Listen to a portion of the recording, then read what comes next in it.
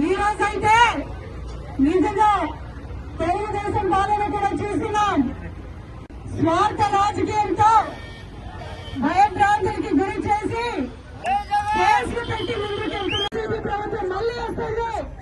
మళ్ళీ మనమందరూ కూడా గర్వంగా జగన్మోహన్ రెడ్డి గారి నాయకత్వంలో పనిచేసుకుంటాం.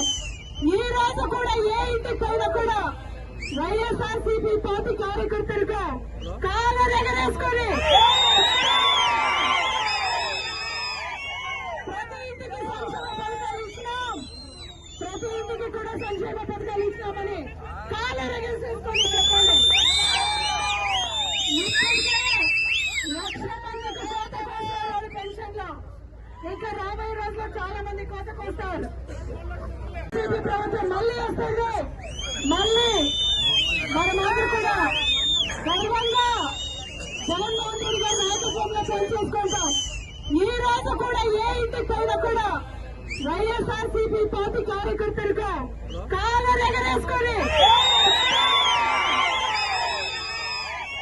ప్రతి ఇంటికి సంక్షేమ పథకాలు ఇచ్చినాం, ప్రతి ఇంటికి కూడా సంక్షేమ పథకాలు ఇచ్చినామని కాలర్ ఎగరేసుకొని చెప్పండి. ఇప్పటికే 1,00,000 మందికి కోతకొస్తారు పెన్షన్లో. ఇక రాబోయే రోజుల్లో చాలా మంది కోతకొస్తారు. ఈ రోజు పెనుగొండ నియోజకవర్గంలో మా సంక్షేమ సామ్రాట్, రైతు పక్షపాతి, అభివృద్ధి నాయకుడు, మాజీ ముఖ్యమంత్రి వర్యులు మా జగన్మోహన్ రెడ్డి అన్న అడ్వాన్స్ హ్యాపీ బర్త్డే చేసుకున్నాము. ఒక పండుగ లాంటి వాతావరణంలో జగన్మోహన్ రెడ్డి గారికి ఆ భగవంతుడు ఆయుర ఆరోగ్యం ఐశ్వర్యంతో కలగాలం ఆయన్ని చల్లగా పెట్టాలి అని పెనుగొండ ప్రజలందరూ కూడా ఈరోజు చాలా గ్రాండ్ గా ఆయన బర్త్డే విషెస్ తెలియచేసుకుంటూ సెలబ్రేట్ చేసుకున్నాం.